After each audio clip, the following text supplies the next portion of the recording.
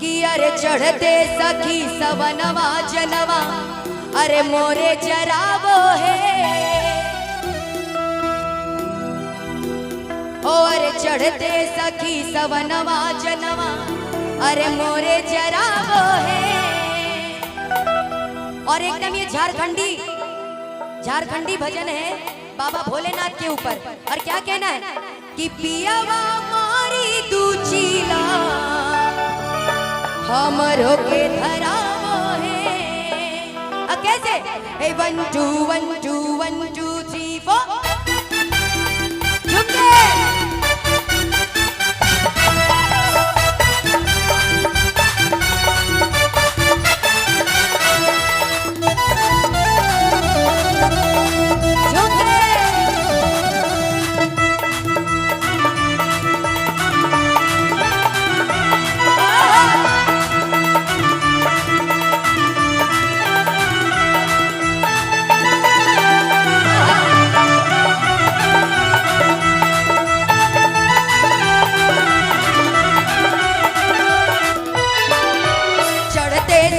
सवनवा जनवा मोरे जरावो है।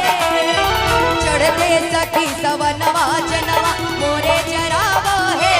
पियावा मारी के दूचिला हमरो के धरावो है। पियावा मारी के दूचिला हमरो के धरावो है। कहो हई बाबा के बूटी पर शादी बतावो है। ए भैया क्या कहना है पियावा मारी के दूचिला हमरो के धरावो है। पियावा मारी के दूचिला हमरो के धरावो है।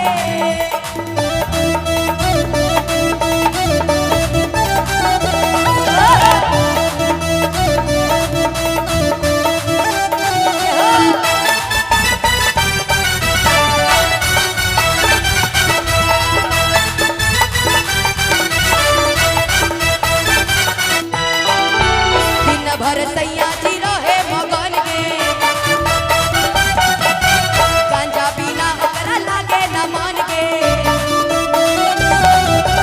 ए भैया और पति देव गांजा पी पी के रहते हैं और कहते हैं क्या हो अरे दिन भर सैया जी रहे मगन के अरे गांजा पीना ओकरा लागे न मन के।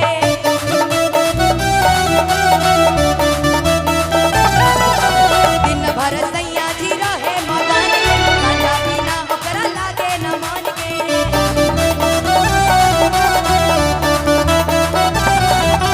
खाना पीना तनिक ओकरा माने न भाव है।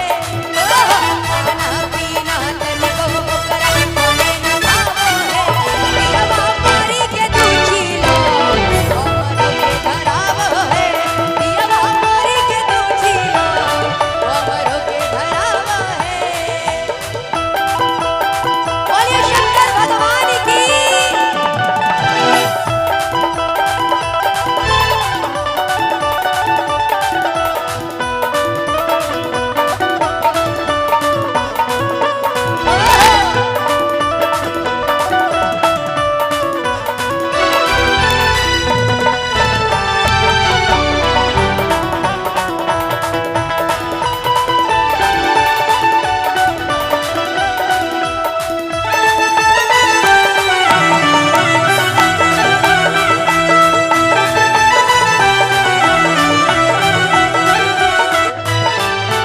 रहे सुधीर हरदम सेवा में लागल केले भगत ओकरे सेवा में पागल। रहे सुधीर ओकरे सेवा में लागल रहे अरमान ओकरे सेवा में लागल।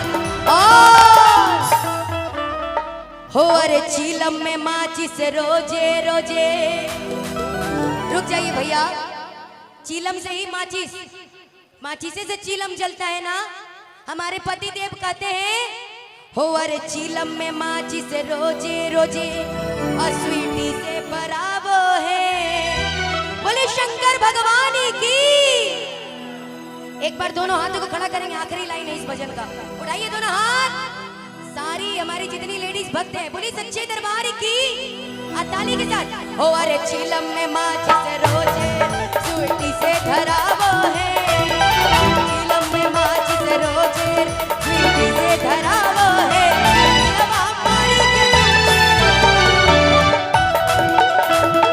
पियवा मारी के दूचिला हमरो के धरावो है अरे चढ़ते सखी सवनवा जनवा मोरे चरावो है चढ़ते सखी सवनवा जनवा मोरे चरावो है पियवा मारी के दूचिला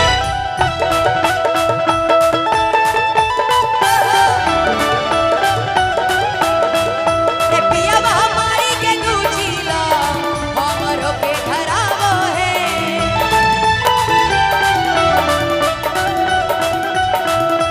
पियवा मारी के दूचिला हमरो के धरावो है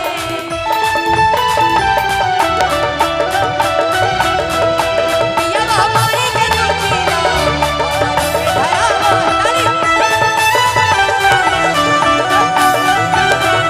पियवा मारी के दूचिला हमरो के धरावो है